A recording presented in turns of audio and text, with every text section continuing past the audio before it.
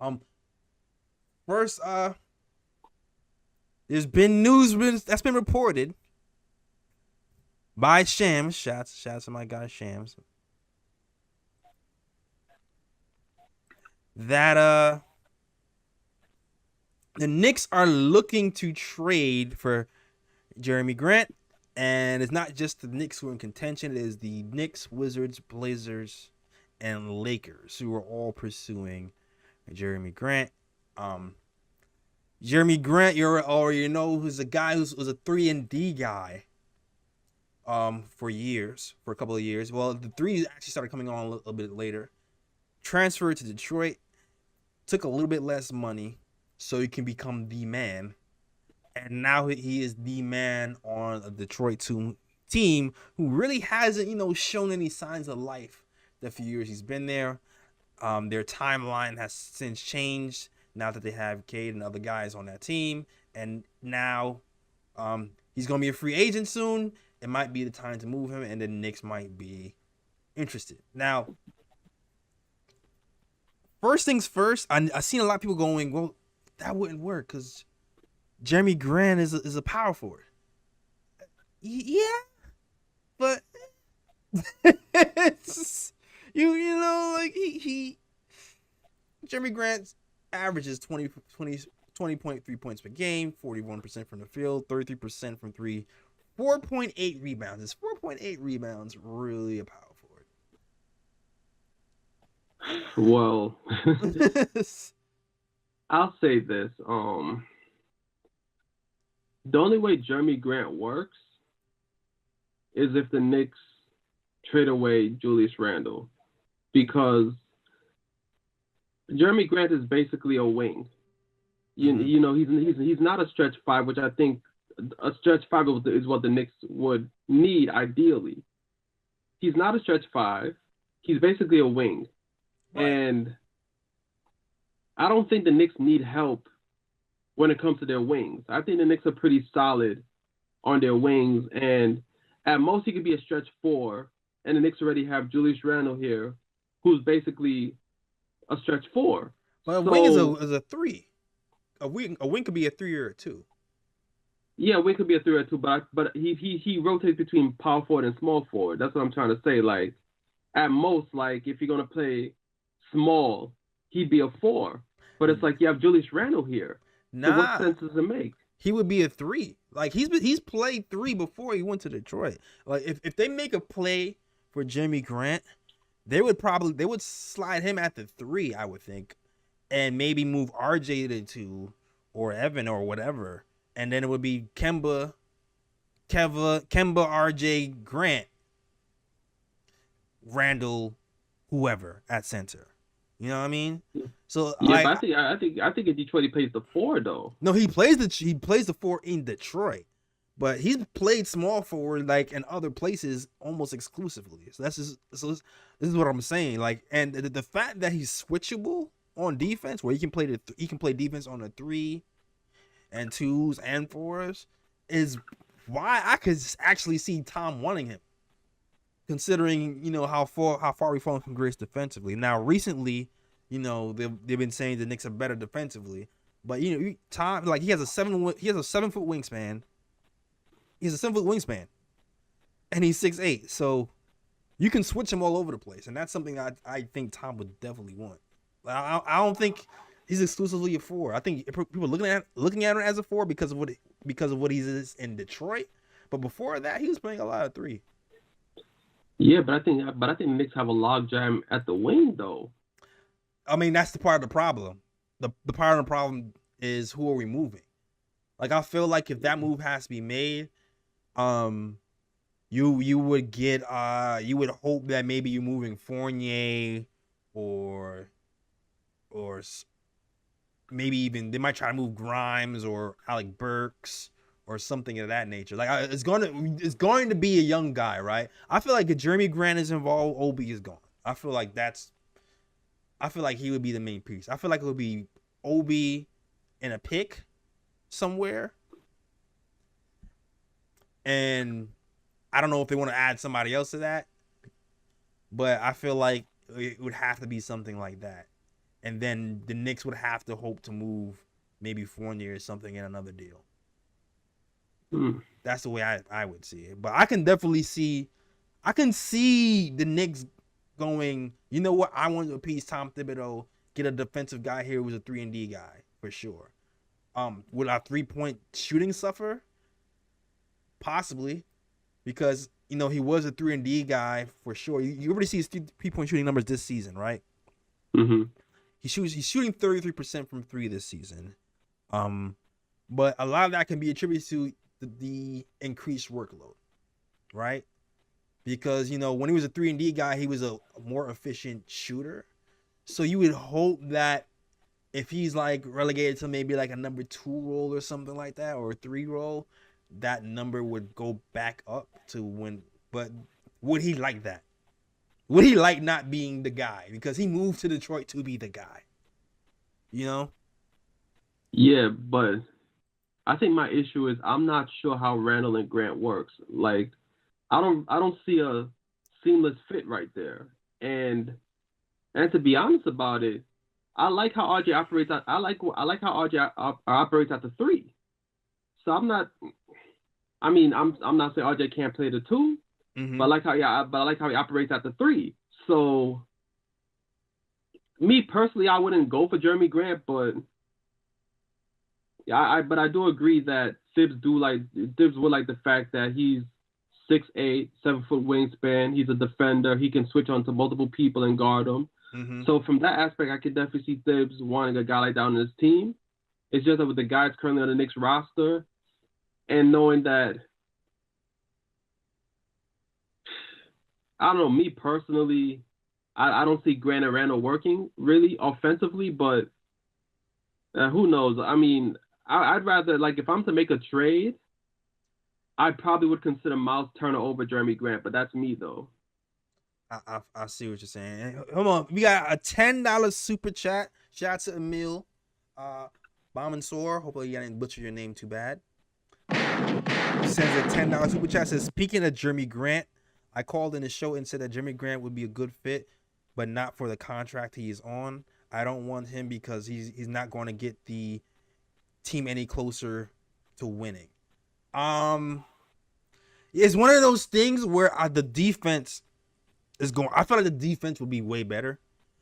I feel like when we're facing guys like Durant, when we're facing these athletic wings, he one-on-one, he's going to be able to defend those guys at another level that we don't have that yet. I know RJ wants to be that guy yet, but he's kind of shown flashes, right? So like I feel like that can work, but like what Ryan's been saying, the offense is really the part of the ball where you have the most concern because he as of right now he's a pretty decent mid-range shooter. 3-point shooting has dipped.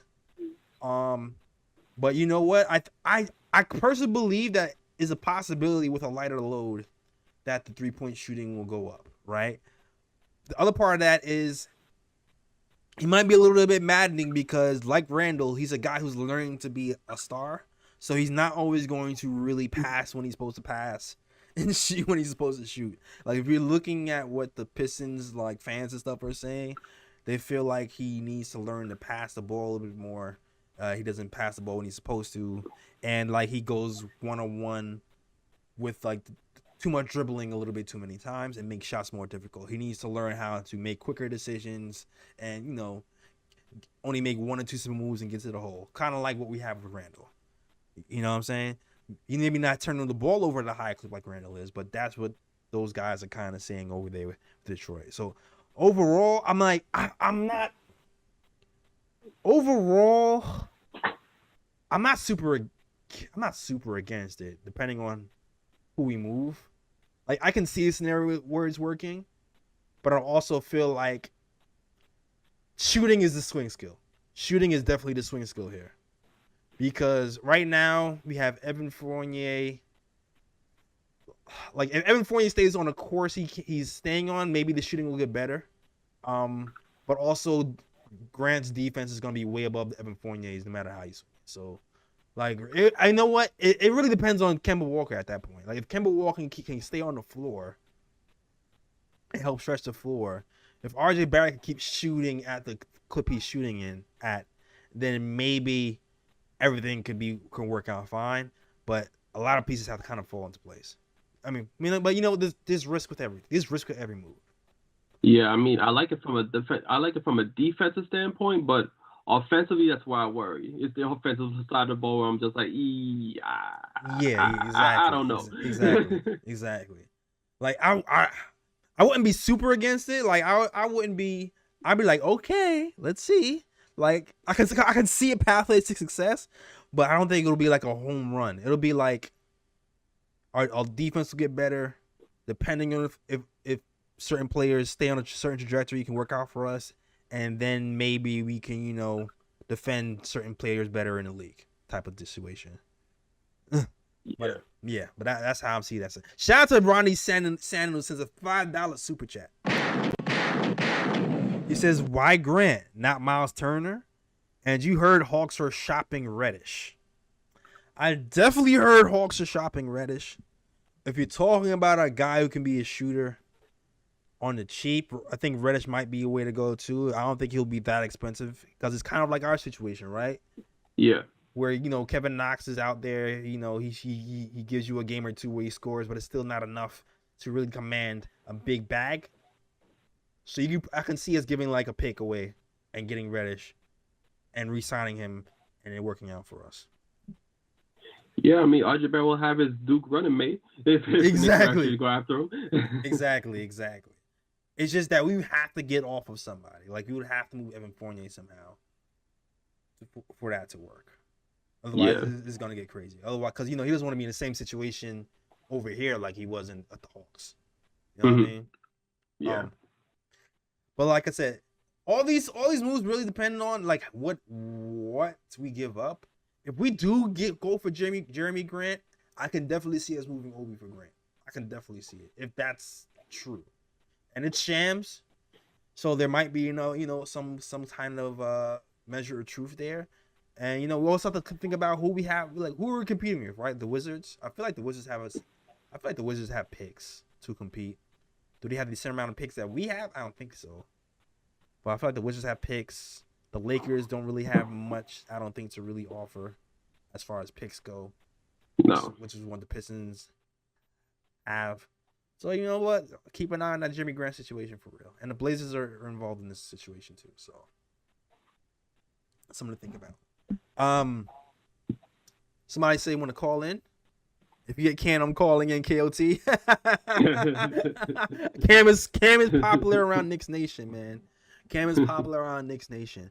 Something about somebody else no one's talking about. CJ McCollum, man. I'm still looking over there at CJ too. I'm not even gonna hold you, yo. I'm still looking. Yeah, got one eye. Go ahead. I got one eye on CJ. Yeah, CJ McCollum would definitely be a solid pickup for the Knicks. Definitely, if they could get their hands on him. Right. The question is, who the Knicks would be giving up for CJ, but CJ would be a solid pickup. Right. Oh yeah, the thing to mention about Jerami Grant too is he has a sprained thumb and he has to be reevaluated. I think at the end of the month. And the same thing with CJ McCollum. He's just coming back from injury, so I don't know if that's going to drive his price down. I don't know what goes into that type of injury. What he had a collapsed lung and what it takes to come back from that. Lung, yeah. So I'm going up to CJ McCollum only because I already know the situation the Blazers are in right now. Those are the type of situations where you look to break up a team for picks and stuff. Which is why I would keep one eye on them. Are they willing to pull that trigger? I'm not sure. But their type of situation is something I would definitely keep an eye on for sure. Yeah. Shoot, even the Cavs situation I will keep an eye on. Because wait, who on the Cavs? Listen, dog. First and foremost, I'm gunshots to Jay Ellis. Here's gunshots to me. Give me my props, damn it. Because remember when I was talking about Darius Garland? Yeah, Darius Garland playing good, but they ain't giving up Garland. So I'm like, who you talking about on the Cavs? I know they ain't giving up Garland, but the Garland conversation wraps into this whole conversation, all right? Because Garland is out there balling right now, averaging double-digit assists and points like it's like nothing. The Cavs are rolling, right? And they're still playing well, even though Colin Sexton has been injured and is going to be injured for I'm not sure how long he's going to be injured. If that team can function at that high level without Colin Sexton, and Colin Sexton is going to be a free agent, I believe, next season, I would think that Colin Sexton would be a guy to look at. Am I wrong? Am I crazy? Are you there? Are you there, Ryan? I think we lost Ryan.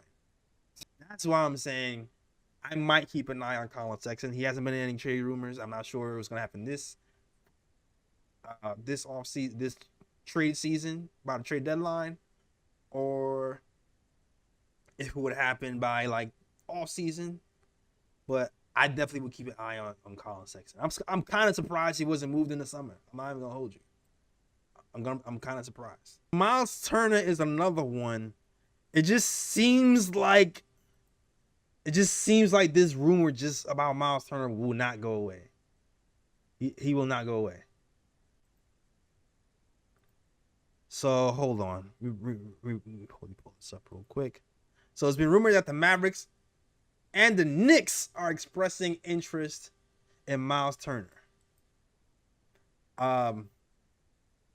Myles Turner has been linked to the Knicks in the summer. He's trained with Julius Randle, and we all seen what the Celtics did to us the last game when we didn't have a stretch five, right? Because at this point, it seems like, Tibbs is refusing to go small.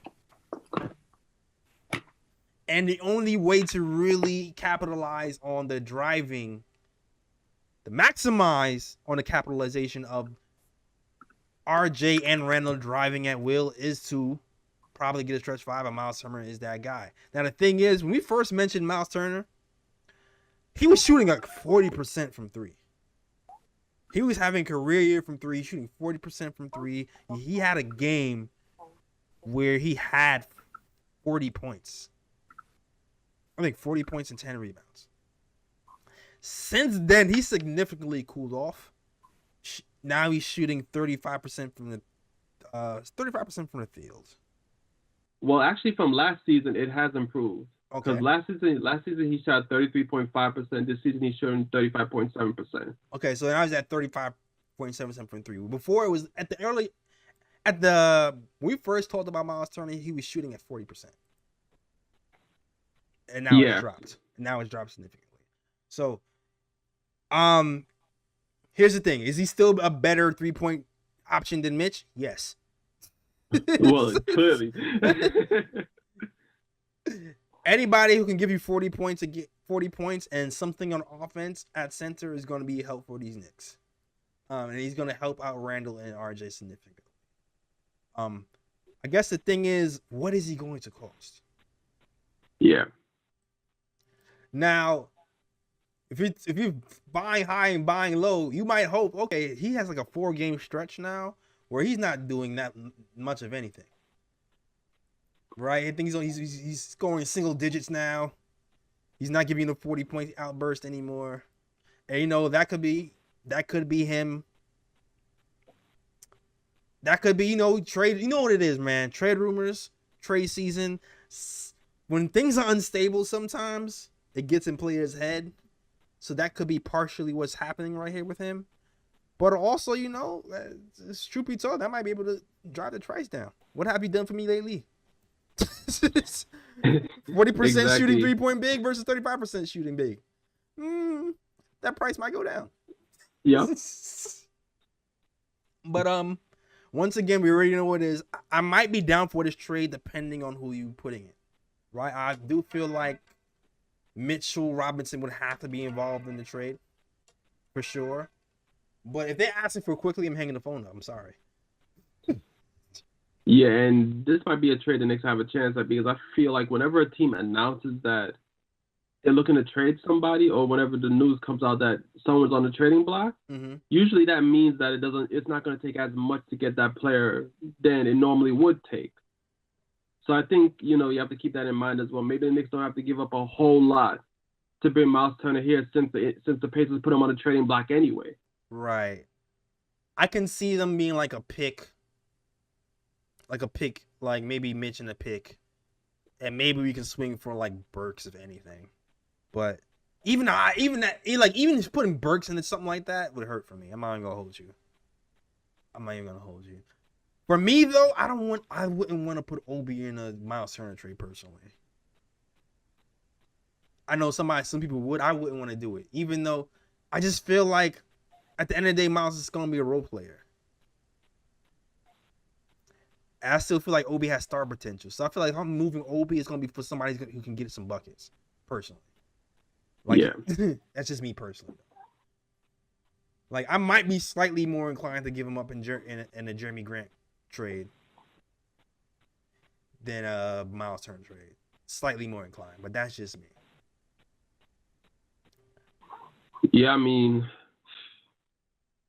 with Turner, well, first and foremost, with Turner and Grant, those are two players where I'm not giving up no type of major assets for either one of those players.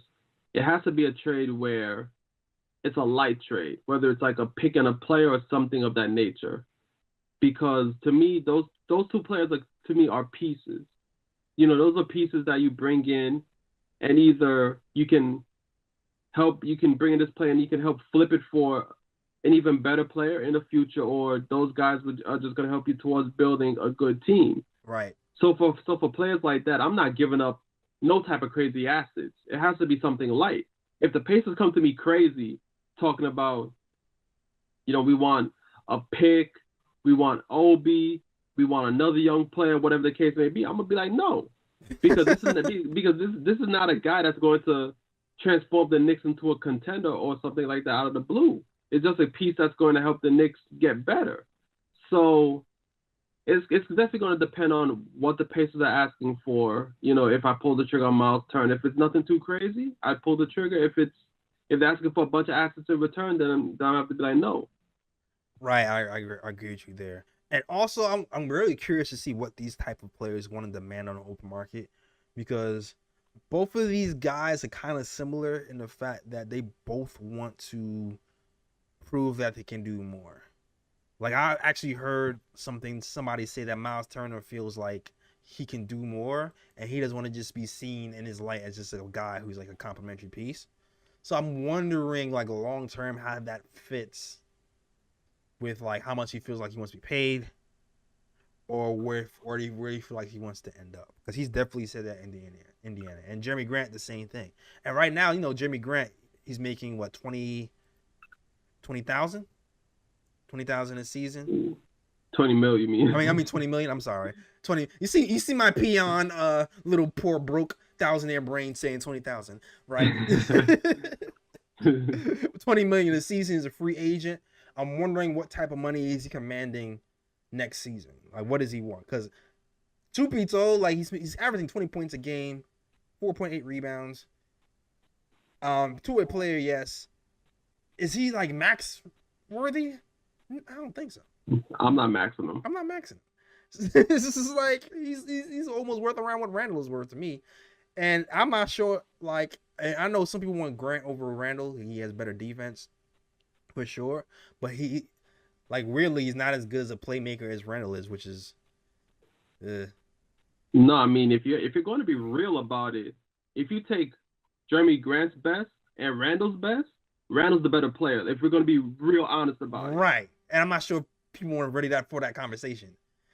Just, I'm